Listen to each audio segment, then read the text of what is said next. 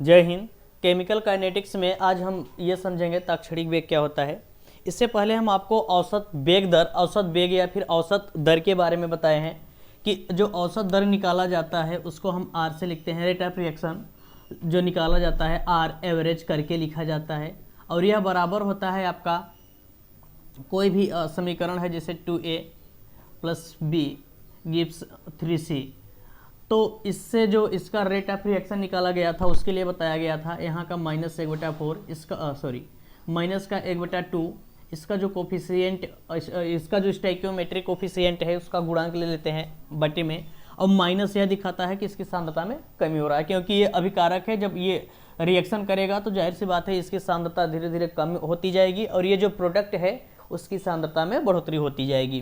तो यहाँ पे लिखा गया था डेल्टा ए बटा डेल्टा टी बराबर यही होता है माइनस का डेल्टा बी बटे डेल्टा टी, यही बराबर होता है प्लस का 1/3 delta C by delta T. ये औसत वेग या फिर औसत दर निकालने का तरीका था। औसत दर क्या था कि बताए थे कि एक निश्चित समयांतराल में अभिकारक में हुए सांद्रता परिवर्तन क्या कहलाता है, उसका औसत वेग या औसत दर कहलाता है। आज हम ये समझेंगे ताक्षणिक वेग या दर क्या होता है। ताक्षणिक वेग या दर देखिए, निश्चित समयांतराल में हुआ तो उसे हम क्या कहेंगे, औसत वेग कहेंगे या फिर औसत दर कहेंगे। लेकिन जब वही सांद्रता परिवर्तन किसी क्षण हो, किसी निश्चित क्षण में, जैसे हम जैसे इंस्टेंटेनियस स्पीड होती है, पूछते हैं ना कि ताक्षणिक चाल क्या है, तो जिस समय पूछा जाए उसी समय का बता दो, वही ताक्षणिक चाल होता है। वैसे ये है कि जिस समय पूछे उसी समय उसकी वेग बता दो कि यह इस हिसाब से रिएक्ट कर रहा है, ये दूसरे आपस में, एक दूसरे आपस में इतने स्पीड से क्या कर रहे हैं, क्रिया कर रहे हैं, वही क्या होता है, ताक्षणिक वेग या ताक्षणिक दर होता है। इसको हम इंस्टेंटेनियस बोलते हैं, इंस्टेंटेनियस रेट ऑफ रिएक्शन। देखो इसको जो होता है RINST से लिखते हैं, मतलब R instantaneous, rate of reaction ये क्या है ROR, लेकिन किसका, ये इंस्टेंटेनियस का है। तो देखो जो आपका बड़ा परिवर्तन होता है उसको हम डेल से लिखते हैं। आज डेल की जगह पे हम डी का प्रयोग करेंगे, किसका, डी का। और डेल सी मतलब कॉन्सेंट्रेशन, तो यहाँ पे हम किसका यूज करेंगे, सी में हो सकता है कि कुछ भी हो, अभी दिखा रहे हैं आपको। और जो आपका डेल टी था, और यह रिप्रेजेंट करेगा बेहद कम समय के लिए, 0 टेंस टू 0। इसका मतलब ये है कि जहाँ डेल टी है वहाँ पे हम डी टी लिखेंगे। ये नॉट इज इक्वल टू 0, 0 नहीं है, 0 नहीं है, लेकिन हाँ इतना रिप्रेजेंट करेगा कि ये लगभग क्या है, 0 की ओर है। तो यहाँ पे डेल्टा टी जो है उसको हम क्या लिखेंगे, डी टी लिखेंगे, क्योंकि ये बड़ा परिवर्तन है, ये बहुत स्मॉल परिवर्तन है, बहुत कम समय अंतराल है, तो इसको हम क्या लिखेंगे, डी टी। अब रेट ऑफ रिएक्शन क्या हो गया, D C by D T. आइए एक एग्जाम्पल हम आपको दिखाते हैं। अच्छा इसी का एग्जाम्पल दिखाएं, जैसे आपके पास लिखा गया है 2a, ध्यान से देखते रहना, लिखा गया है 2a plus B gives 3c। ए और बी अभिकारक हैं, ये रिएक्ट करके सी क्या बना रहा है, कोई उत्पाद बना रहा है, और ये सब क्या है, कोफिशिएंट, स्टोइकियोमेट्रिक कोफिशिएंट या रस समीकरण मितीय गुणांक है। और यह जो होता है रस समीकरण मितीय गुणांक, इस इक्वेशन को क्या करता है, बैलेंस करता है। अगर समीकरण संतुलित ना हो तो द्रव्य संरक्षण का नियम फेल हो जाएगा। तो सब चीज़ें देखते हुए किया जाता है। अगर अब इसका हम रेट ऑफ रिएक्शन निकालें, R इंस्टेंटेनियस निकालें, तो ये हो जाएगा माइनस का 1/2, यहाँ पे क्या आ जाएगा, DA बटा DT, यही बराबर होता है इसका माइनस का DB बटा DT, यही बराबर हो जाएगा प्लस का 1/3 DC बटा DT। ये C, यहाँ पे C इसलिए लिखे कि यह जो C है कॉन्सेंट्रेशन यानी सांद्रता को दिखा रहा है, और यहाँ पे C जो है वो उत्पाद है। इसका जब रेट ऑफ रिएक्शन निकालते हैं तो उसके सांद्रता को व्यक्त करने के लिए, सांद्रता और उसमें जो परिवर्तन हो रहा है उसको व्यक्त करने के लिए हम D का प्रयोग करते हैं। ध्यान से इसमें देखिए, इसको व्यक्त करने के लिए हम कॉन्सेंट्रेशन, सांद्रता को व्यक्त करने के लिए पहले वाले वीडियो में हम यहाँ पे क्या लगाते थे, ऐसे, ये बड़ा सा रहेगा, ऐसे करके सबको किसमें, ब्रैकेट में किए थे। जो लोग ना देखे हो पहला वीडियो, डिस्क्रिप्शन बॉक्स में दिया गया है लिंक, जाकर देख लें, तब ये चीज़ें ज़्यादा समझ में आएगी। जो एवरेज था, एवरेज को सांद्रता से प्रदर्शित करने के लिए हम बड़का वाला कोष्ठक लगाते हैं, और जो परिवर्तन हुआ है उसको हम क्या करते थे, डेल लगा देते थे, डेल्टा लगा देते थे, वो परिवर्तन बन गया। लेकिन अगर ताक्षणिक में बात करें तो सांद्रता, ये जो सांद्रता टर्म है और ये जो परिवर्तन है, दोनों के लिए यूज किया जाता है डी, और उसके बाद लिखते हैं A/dt। ये है इंस्टेंटेनियस, R इंस्टेंटेनियस के लिए, और ये है R एवरेज, मतलब औसत दर के लिए। इतना समझ में आ गया। देखिए दोनों का मतलब एक ही है, मैक्सिमम जगहों पे हम यही यूज करेंगे। कौन सा? यही। ये समीकरण मैक्सिमम जगहों पर हम क्या करेंगे, यूज करेंगे, और इसकी सहायता से हम उस रिएक्शन का जो अभिक्रिया हो रहा है उसका हम वेग निकालेंगे कि कितनी स्पीड से कितने समय में कैसा हो रहा है। तो कहीं ना कहीं एक बात समझ में आ रही है, जैसे हम औसत दर निकाले थे सेम टू सेम वैसे ये भी निकल रहा है। माइनस क्या दिखा रहा है, फिर से बता दे रहे हैं, माइनस यह बताता है कि इसकी सांद्रता में कमी हो रही है। बी में भी माइनस है तो यानी इसकी सांद्रता में कमी होगा, और सी में क्या है, प्लस है, तो मतलब ये है कि इसकी सांद्रता में बढ़ोतरी हो रही है। आइए अब इसका ग्राफिकल रिप्रेजेंटेशन देख लेते हैं। इसको मिटा रहे हैं, देखिए यहाँ है ग्राफिकल रिप्रेजेंटेशन।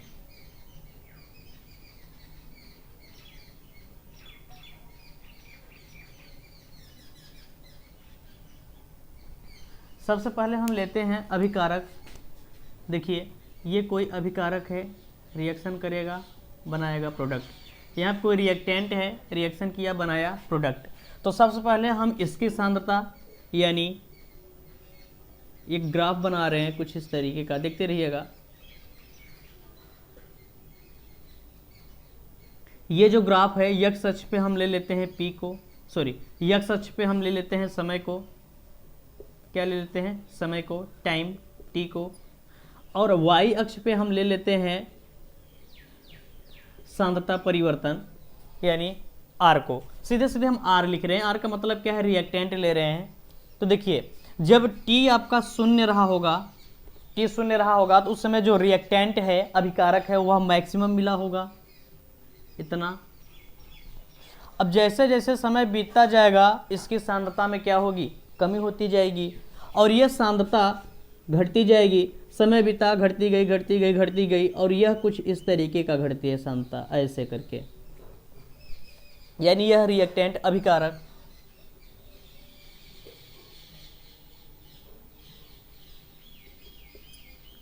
अभिकारक और समय के बीच में ग्राफ खींचा गया है। अगर हम प्रोडक्ट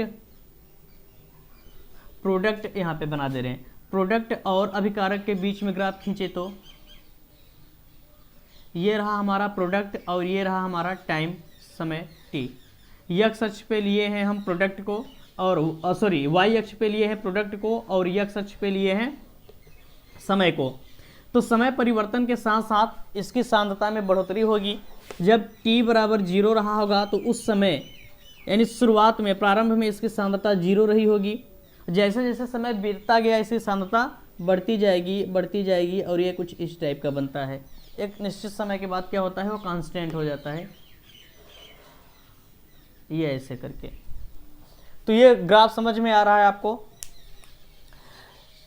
रिएक्टेंट और समय के बीच में, प्रोडक्ट और समय के बीच में। अब देखिए अगर इसकी हम ढाल निकालें, ढाल मतलब प्रवणता, तो ये जो है इसका स्पर्शी यहाँ आके मिलेगा, और यह एक्स अक्ष से धनात्मक जितना कोण बनाएगा थीटा, यही इसकी क्या होगी, ढाल होगी। इस ढाल को हम क्या कहते हैं, ये जो ढाल है, ढाल, ये इसको बोलते हैं हम स्लोप। मतलब यही होता है आपका प्रवणता, क्या कहते हैं, प्रवणता। और यही जो प्रवणता होती है वह बराबर होगा tan थीटा के, और यही बराबर होगा आपका डी आर मतलब रिएक्टेंट सांद्रता परिवर्तन बटे समय, dr/dt। कहने का मतलब क्या है, किसी निश्चित समय पर सांद्रता समय ग्राफ, ये सांद्रता समय कोई ग्राफ है, कि प्रवणता जो होती है या ढाल, जो स्लोप हम निकाले हैं, द्वारा अभिक्रिया के ताक्षणिक वेग का निर्धारण किया जा सकता है। तो देखिए इसकी सहायता से हम क्या कर रहे हैं, dr/dt निकाल ले रहे हैं। यानी ये जो थीटा है टेन थीटा के बराबर होता है, इसको हम प्रवणता बोलते हैं, और यही आपका बराबर होता है डी आर बटे डी टी। अगर आपको स्लोप मिल रहा है समय ग्राफ में, समय इसमें समता समय ग्राफ आपको अगर मिल रहा है और वहाँ पे स्लोप है, तो इसकी सहायता से हम क्या कर सकते हैं, इस रिएक्शन का क्या निकाल सकते हैं, रेट ऑफ रिएक्शन निकाल सकते हैं। अगर यहाँ की बात करें तो ये इसका स्पर्शी कुछ ये होगा, और यह x अक्ष से धनात्मक कोण जितना बनाएगा थीटा, यही इसका क्या होगा, स्लोप होगा थीटा। यानी इसका ये क्या है, स्लोप है, ढाल है, और यही बराबर होगा टेन थीटा के, यही बराबर होगा आपका dp बटा dt के। dp बटा dt मतलब प्रोडक्ट में सांता परिवर्तन और जो समय वहाँ पे लगा है। तो इसकी सहायता से भी हम क्या कर सकते हैं, ये हम निकाल सकते हैं रेट ऑफ रिएक्शन या अभिक्रिया का वेग निकाल सकते हैं। आइए जरा इस पे हम एक सवाल को हल करते हैं, उसके बाद देखते हैं फिर।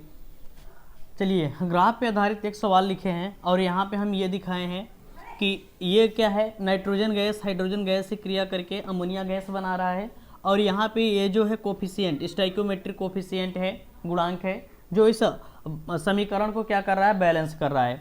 इसका ग्राफ यहाँ पे दिखाया गया है। वाई अक्ष पे लिया गया है हाइड्रोजन की सांद्रता मोल प्रति लीटर में है, और एक्स अक्ष पे लिया गया है टाइम, वो भी किस में है, सेकंड में है। कह रहा है कि जब 2 सेकंड का टाइम होता है तो उस समय 2 सेकंड टाइम बीतता है तो उस समय जो हाइड्रोजन है उसकी मोलरता 10 मोलरता करें, सांद्रता 10 मोल प्रति लीटर है, और जैसे ही 2 सेकंड यानी 4 सेकंड होता है, इसकी सांद्रता घट के कितना आ जाता है, 6 मोल प्रति लीटर आ जाता है। कह रहा है कि ज्ञात करो rate of reaction of nitrogen, यानी नाइट्रोजन की अभिक्रिया की दर निकालना है, और नाइट्रोजन के लुप्त होने की दर और हाइड्रोजन के लुप्त होने की दर निकालना है। तो चलिए सबसे पहले हम एक काम कर लेते हैं, इसके लिए हम पूरा पहले वही लिख लेते हैं, क्या, रेट ऑफ रिएक्शन लिख लेते हैं।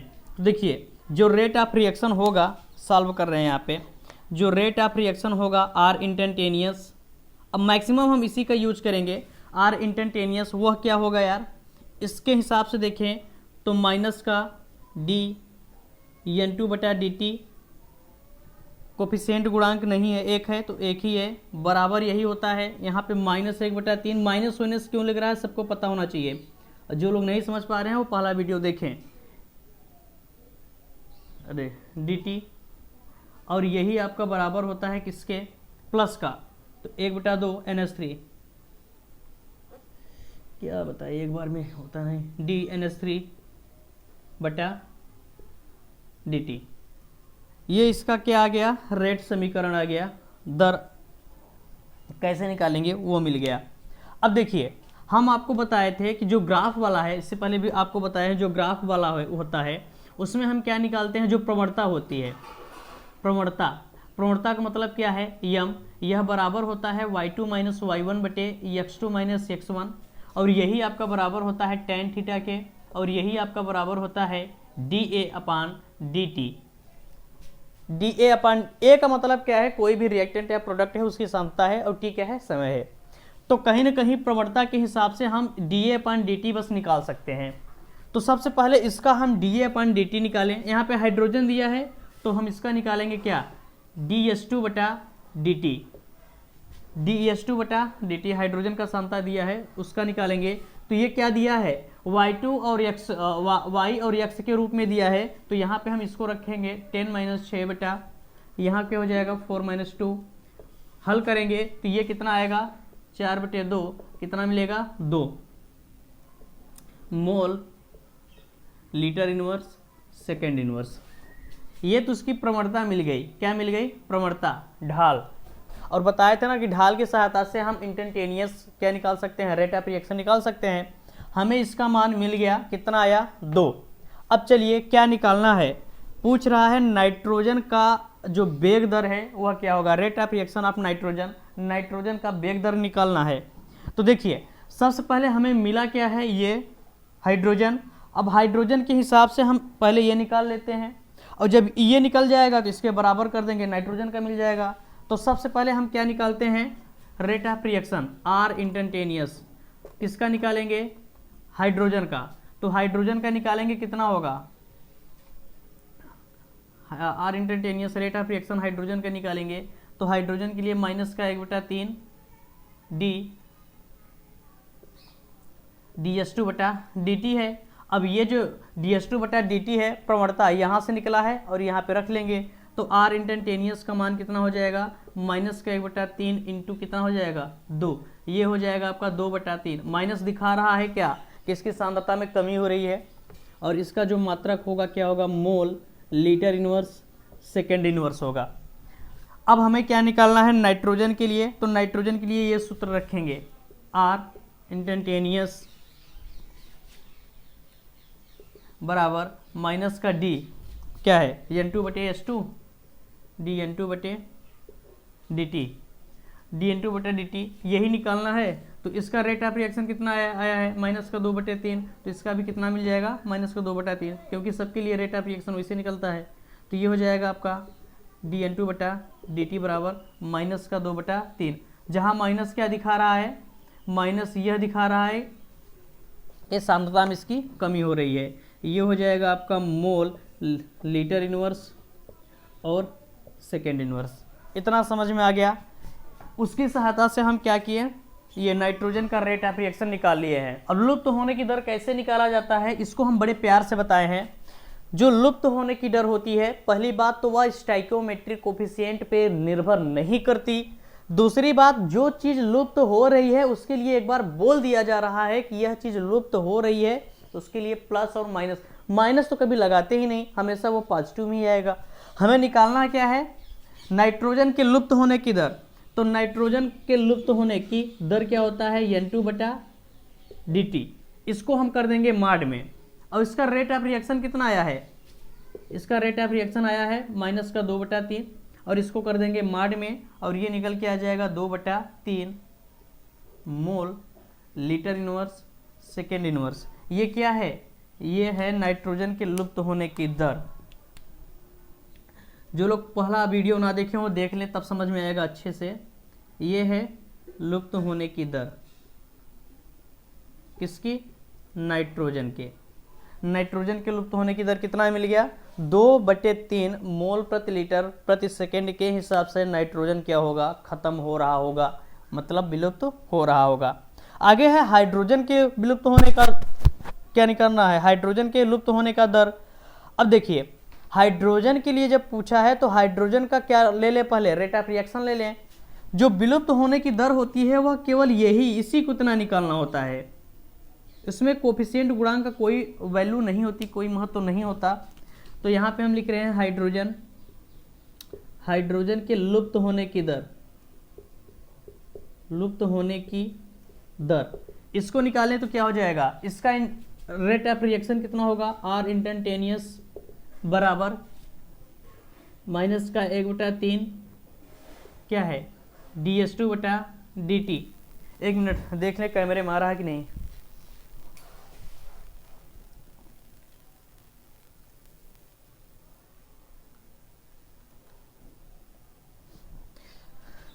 हाँ चलिए अब हो जाएगा।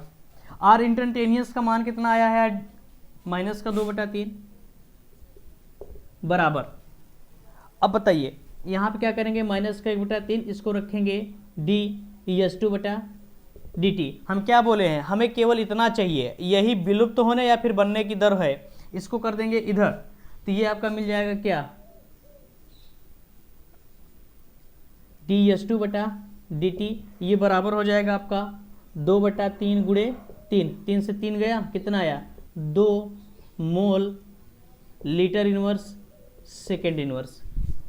यानी जो हाइड्रोजन गैस है वह किस हिसाब से विलुप्त हो रहा है, वह 2 मोल लीटर इनवर्स 2 मोल प्रति लीटर प्रति सेकेंड के हिसाब से विलुप्त हो रहा है। और नाइट्रोजन 2/3 मोल प्रति लीटर प्रति सेकेंड के हिसाब से विलुप्त हो रहा है। और इसका जो अभिक्रिया का वेग है कितना निकल के आया है, अगर हाइड्रोजन के लिए देखेंगे तो हाइड्रोजन के लिए वेग माइनस में, नाइट्रोजन के लिए भी माइनस में, लेकिन अगर हम अमोनिया गैस के लिए देखेंगे तो प्लस में आएगा। वजह यह है कि अमोनिया गैस जो हो रही है वह बन रही है, तो जाहिर सी बात है उसकी सांद्रता में वृद्धि होगा। तो आई होप ये सवाल आपको अच्छे से समझ में आ गया होगा और इससे टाइप अब जो भी सवाल बनेगा उसको हम आसानी से कर सकते हैं। अगर आप लोगों को इसमें जो भी चीज़ें नहीं समझ में आई हो कमेंट करके हमें बता सकते हैं, और हम उसका सल्यूशन खोजेंगे। आज के लिए बस इतना ही, फिर मिलेंगे। जय हिंद, जय भारत।